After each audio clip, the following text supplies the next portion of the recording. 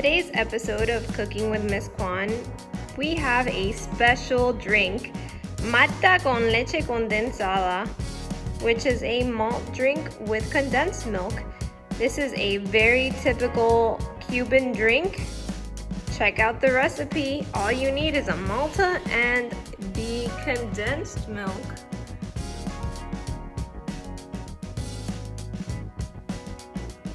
Step 1. Open your Malta and your Leche Condensada.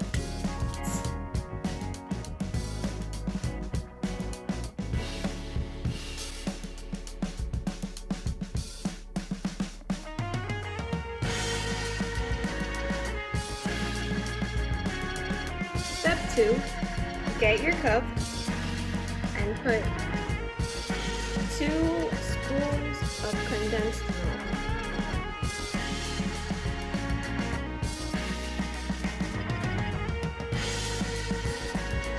This is not a healthy drink at all.